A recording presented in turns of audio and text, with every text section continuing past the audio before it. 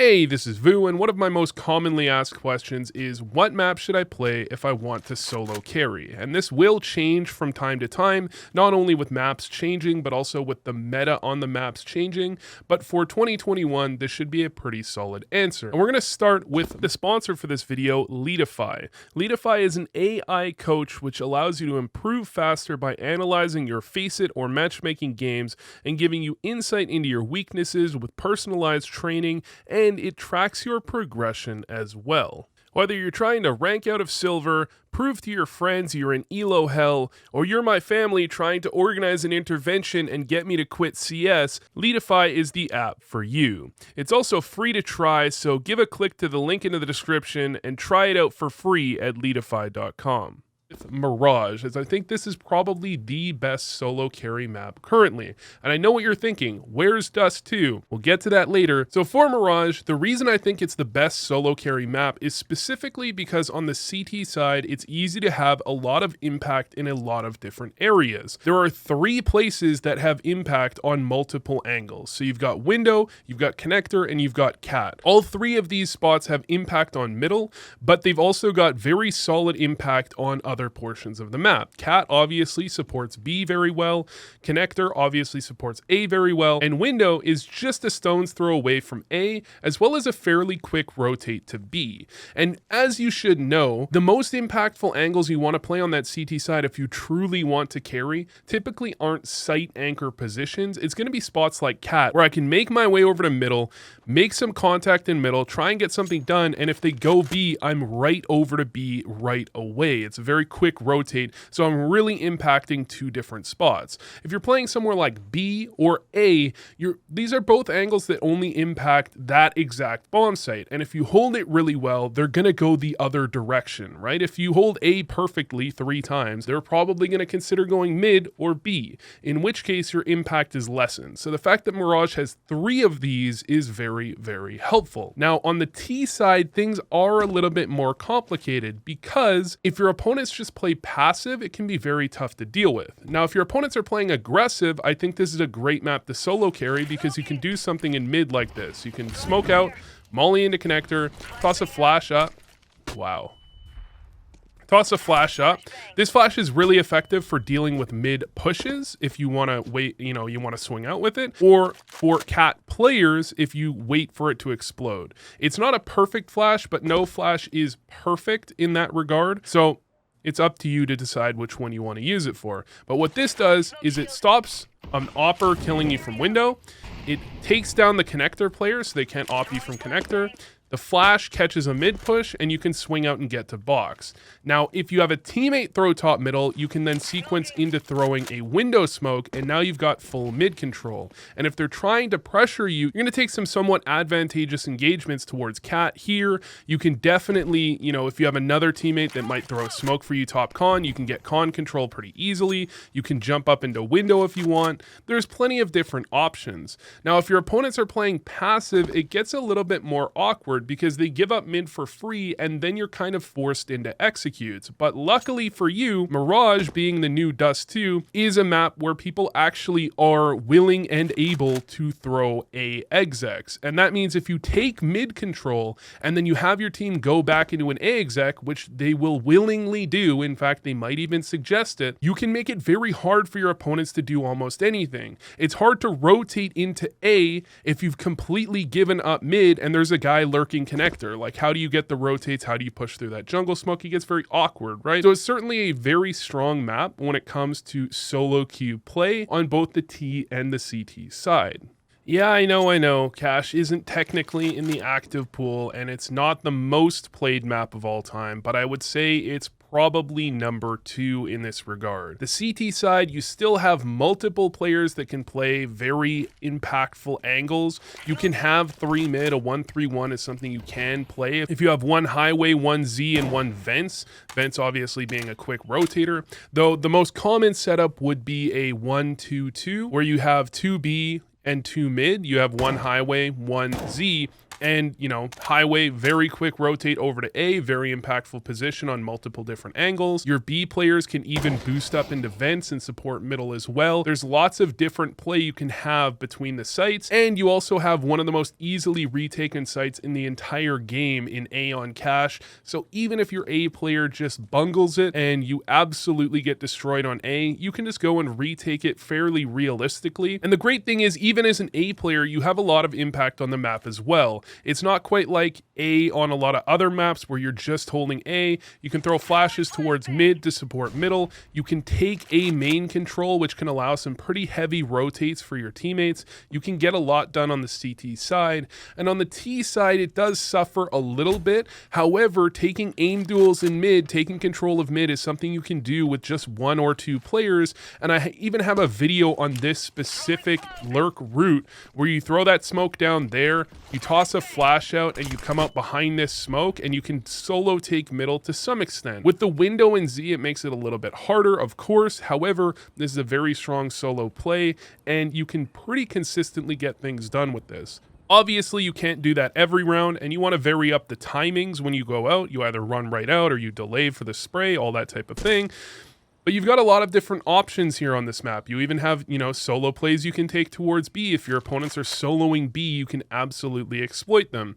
So definitely a great solo queue map for a variety of reasons, and number 2 on my list. So if we take a look at Inferno, this is where it starts to deviate a little bit. Unlike Mirage and Cache, it doesn't have a mid that splits the map in quite the same way. So if you play mid, you're still a ways away from B, and, you know, really by playing mid, you're more or less playing A. So it can be a little bit tough if your B players just kind of shit the bed. However, I like this map still a lot more than almost any other map in terms of ability to carry, especially on the T side. I think there's a lot of good options if you're not playing against coordinated opponents. This map can really go downhill if you're playing against something like a duo queue on Banana. This is where things start to get complicated, and I think this is just about the best duo queue map, because if you just both play Banana, you can absolutely shred your opponents, and it can be very tough to deal with. But again, if your opponents aren't duo queued on Banana, just a simple play like mollying off car and then taking top Banana. Again, I like to molly car, come over, you can nade top Banana and then spam through that nade trying to catch anybody. As long as you peek out as the nade explodes, you'll even kill oppers there a good amount of the time. Nade does 50, 2 bullets does 50. They have to react pretty quickly. You take top Banana. It can be helpful as well if you convince a teammate to molly car, and oftentimes your teammates at, you know, any decent level are going to be doing that for you. So you can molly something like sandbags, or you can molly corner, and you can fully clear Banana for free. And then all you need is something like a God Flash like this, which will pop your team directly into B. So that's a great flash. You just hug this right wall, flash pops, come right out, and you can have full control. And it doesn't take too much coordination to convince your team to push in off of a God Flash, as long as they're not terrible. As well, things like apartments, things like mid, these are all relatively okay engagements, and you can definitely isolate angles pretty well. On the CT side, especially if you're capable of using the AWP, this map becomes a very nice place to play. It's really easy to rotate around with the AWP. You can do stuff like have a teammate throw the Furious smoke, which is right here, which allows you to peek car, and if a molly is thrown, it'll put out the molly and give you basically a one-way. You know, there's definitely a lot of different things to do. Again, I think this is the best duo queue map in the game. However, it's just the 3rd best solo queue map. It's a fun map, you can get things done, but it's not perfect. So I actually completely forgot about Overpass, and I'm coming back to make this now. Overpass really is probably a better split between the puggy maps and the coordinated maps than Inferno is, because the CT side of this map is fantastic, and the T side is really rough when it comes to solo queue plays. CT side of this map is one of the best solo maps in the game. The only issue is that if you are an A player, you don't have much impact on B, and if you are a B player, you don't have much impact on A. However, you can bridge that gap by playing connector if you're a strong rifler and you're confident in your aim. You can have plenty of impact on both sites from inside of connector. Obviously, you can't play here every round unless you're just way better than your opponents and you can hard carry and just win every gunfight, but you can play here occasionally and have a lot of impact. As an opper, you can do tons of peeks that are fairly safe. For example, the party peek here, or peeking up here for one shot and then falling back. You can do things like going aggressive on long A, isolating people in playground. Of course, you can post up on long. You've got plenty of angles from here back on site. And as a rifle, you can also hold this angle, which is great because you see their shadow. You get a free kill essentially on the first couple of players. Perfect map for CT side. The problem is when you go on T side, you need coordination. I mean, you can go solo in connector, and if you're a very strong rifler, going connector makes sense. You isolate a potential 1v1. You can use a molly here, which is great to push out most of these angles, and then you can take up top connector. The problem is connector is a long way away from A site. Not only after taking connector do you have to clear bathrooms, but you also end up having to go through this absolute no man's land here. Now an option is always nice to throw a lurk smoke that can gain a lot of space, but even if you gain the space and get up to this type of angle, headshot is a nice little angle to get to. It takes a very long time to get here, which means your teammates had plenty of time to die and throw the round in the meantime, and you still have to go through a bit of a no man's land to get into the bomb site. It's still not easy. There's still crossfires. It's still very dangerous. It's not a good T-sided map. There's almost no good engagements you can take. The two things I would recommend, number one, this peak here is okay. I typically find that I win this more often than I lose it because an opper is often posted here looking low and they flick up. You get one or two shots off, and if your pre-aim is correct and perfectly on point and they're not crouching, you can win that a decent amount of the time. I'd say I win that about 70% of the time. And that means, you know, on a CT-sided map, that's not that bad. So you can throw a smoke in there after clearing that, or you can just throw a smoke in there from, you know, back towards playground. And then you can throw a molly like that. That's just gonna allow you to take playground or take bathrooms fairly effectively with relative safety. And that's about the best you can hope. The other thing I highly recommend is a B-rush set of utility, and you just do it like this. You walk down these stairs. I'm just a little bit out so I don't drop off this lip. Walk down these stairs, look up from this little pillar thing up until here, and then I'm gonna walk through that and then transition that into two flashes out to the right here. And what that does is it's gonna molly off barrels on the fly, two flashes on the right, land in front of my opponents but behind my teammates, and allow them to rush B. That's the best advice I have for this map. Convince your team to rush monster, throw that utility set, and you've got a decent chance maybe. And thus we come to Dust 2. Now Dust 2 is a fairly good solo queue map, but you have some issues. First off, it's the map where you can have a T-side opper just post forever and just kill your rotates if your team can't hold angles, which sucks when you're solo queuing because a good portion of the time your team can't hold angles, right? That's going to be a pretty big issue. Your teammates are often going to play this map in a very odd way, oftentimes duoing A, which is just not really going to work. Oftentimes overstaying in middle, getting themselves killed. Lots of things go wrong. It can be good though to exploit weaker players, especially if you play mid or you're the A rotator. You can absolutely destroy people that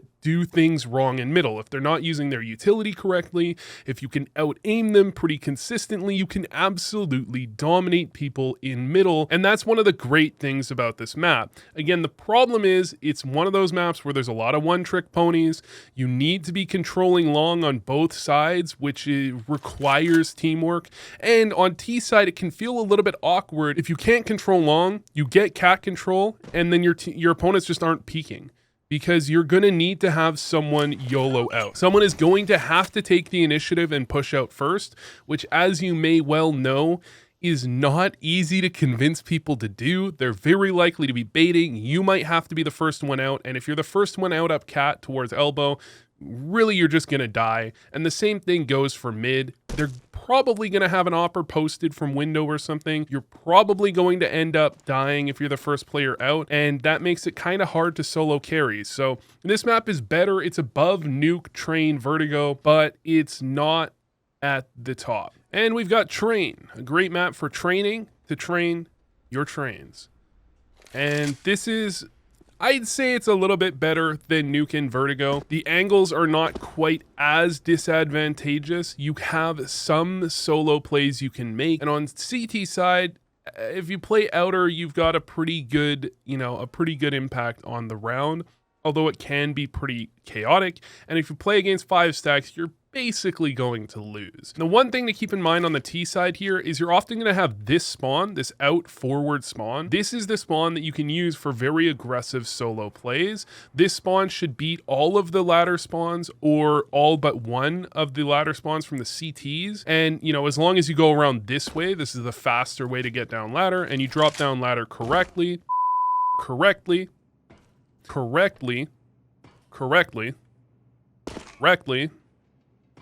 you're going to have a pretty decent time getting ladder control. With that same spawn, you can also use it for something towards Olaf. If you can have a teammate throw a smoke sandwich, and then you can throw a molly bottom green, you can come out very quickly to Olaf. You can often try and do the Kerrigan play, which is to wrap back around this smoke and come back this direction and come up top. This smoke should land a bit deeper if you're not me.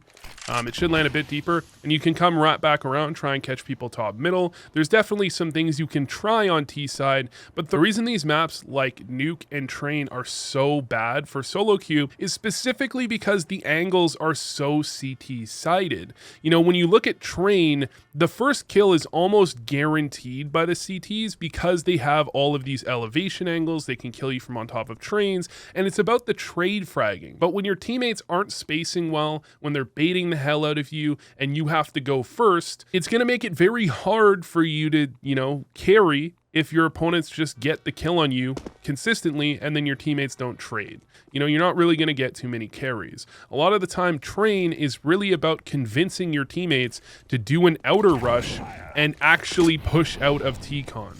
The team that can outer rush better on Train is oftentimes the team that wins, and that's the team that baits the least. If they run out T-Con, they actually push out and commit, you can win the map. But it's got a lot of disadvantageous engagements that you're going to be put in. So the question is, should Nuke or Vertigo be next? I think they're both around the same. I think Vertigo is probably better, but there are so many Vertiglobals that I hesitate to put Vertigo ahead. As a pure map idea, I think Vertigo is probably better than Nuke. However, playing the map is a different story, and so I'm going to put Nuke above Vertigo for solo queue prowess. Now, with Nuke, you're really not getting much done. There's not too many options. Your best case scenarios, you can do something like the smoke play and try and get down vents here quickly if you want. That's a decent solo queue play. You can definitely get down vents and get things done from a quick lower draw. It's hard for your opponents to deal with it if they don't know what they're doing. And oftentimes your opponents are not going to know what they're doing. So definitely a possible play. You can also do something like throw the lurk smoke outer. And with that lurk smoke, you can kind of one-way it. You can kind of get up above it here and try and catch people towards outer. You can also get to red. You can try and come around the side here. You can try and get to the side of mini here as well. There's plenty of things you can get done on outer, but again, similar to Train, these are all angles where the CTs are going to have a fairly notable advantage. The same goes for ramp. There are things you can do on ramp. You can do something like smoke out ramp there, block off the J peak, and then you can come around and try and take some engagements to the side here, and you can try and take ramp control on your own. However, there are just a lot of angles the CTs are going to have clear advantages from, and that means you're going to have a pretty tough time getting all that much done. On CT side, my main advice is to stop the lower drop. If your opponents can't drop lower and they're pugging, they're going to have a very hard time getting anything done. And all you need to do to stop that, you have one player throw that molly, and you have a mini player that comes down here and spams through the corner of this vent to try and catch this guy. That's going to slow this guy down as he tries to come through, and it's going to kill him if you do it correctly.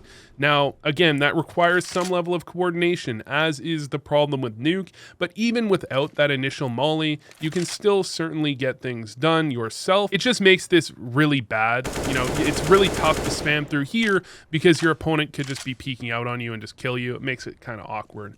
However, you can certainly get things done. Again, you can throw this lurk smoke here if you want and play around it as well on that CT side. Certainly get things done there as well. It's a good map for CT side. It's the T side that's the problem. Now, if you've ever seen Don Hassie's Twitter, you probably know that Vertiglobals do very much exist. and are tough to deal with. And when I tried to learn this map, I tried to make a Vertigo guide. I was planning on it. I actually really did play the map. I played the map 20 to 30 times over the course of a week or two, just spammed out Vertigo games. And I played a lot of 5Qs, and I did not enjoy it. Okay, it was not a fun experience. So that's why I generally recommend avoiding Vertigo. But the one thing I would recommend is this smoke here. This is a very strong smoke that essentially gives you a one-way if you throw it correctly. I think you need to throw it a little bit deeper than I did there. I think, wow, okay. I think that should work out. This is going to give you a one-way above ramp.